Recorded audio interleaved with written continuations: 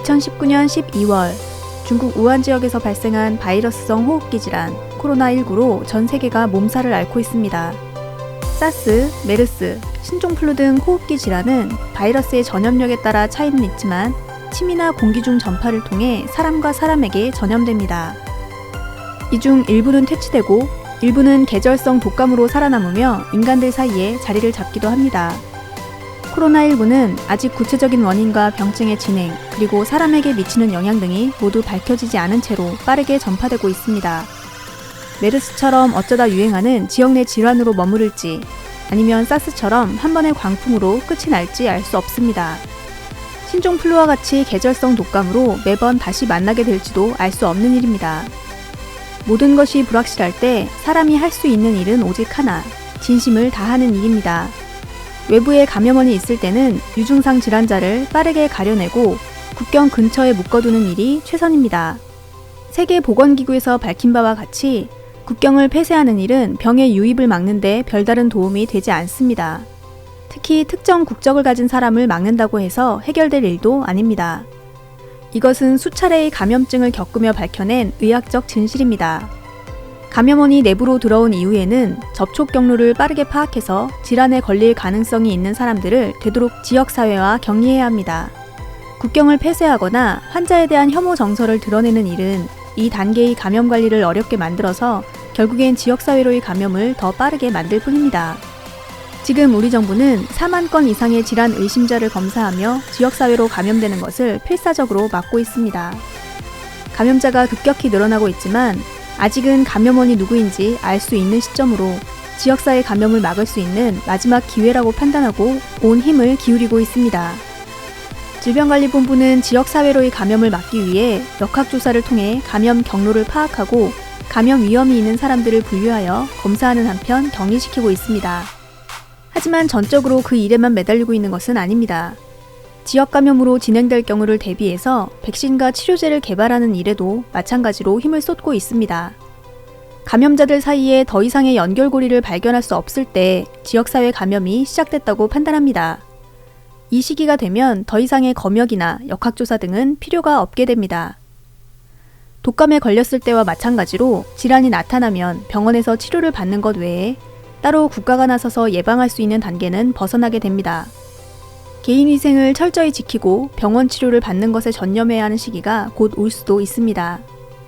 하지만 국민의 안전을 반드시 지키겠다는 문재인 정부와 철저한 개인위생으로 각자의 안전을 지키겠다는 국민들이 합심한다면 이 위기를 반드시 잘 넘길 수 있습니다.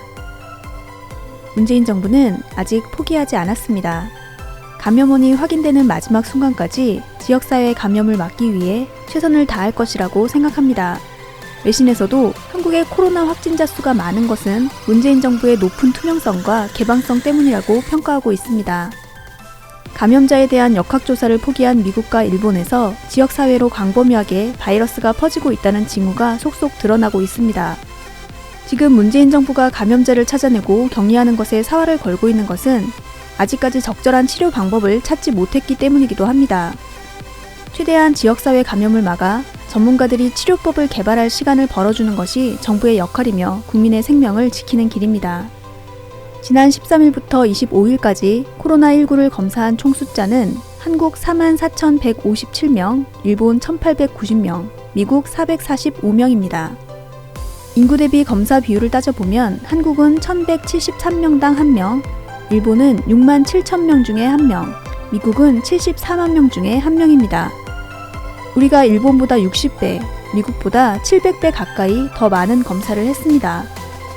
우리나라는 치료제가 나올 때까지 무슨 일이 있어도 지역사회 감염을 막겠다는 정부의 의지와 빠른 진단 능력으로 인해서 감염자가 폭증하는 양상을 보이고 있는 것입니다.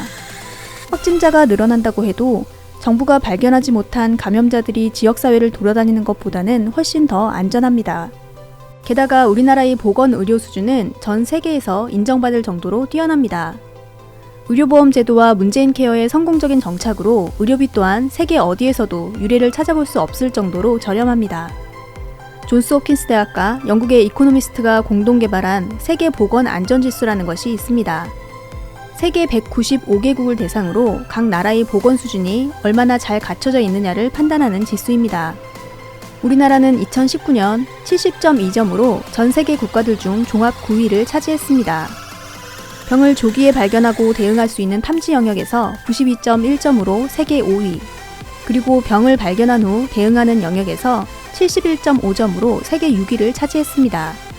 여러분, 우리는 국민 개개인이 뛰어난 사회의식과 시민의식을 갖추고 있으며 그런 국민들의 요구에 걸맞는 민주적이고 투명한 정부 시스템을 갖추고 있는 나라입니다.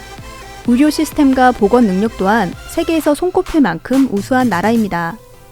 지금 정부는 최선의 노력을 기울이고 있으며 모든 정보를 국민들께 투명하게 공개하고 있습니다. 정부를 믿고 정부에 힘을 실어주십시오. 보건당국이 알려주는 병증의 진행 단계별 지침을 잘 따라 주십시오. 우리는 할 수 있습니다. 힘내라 대구 경북, 힘내라 대한민국.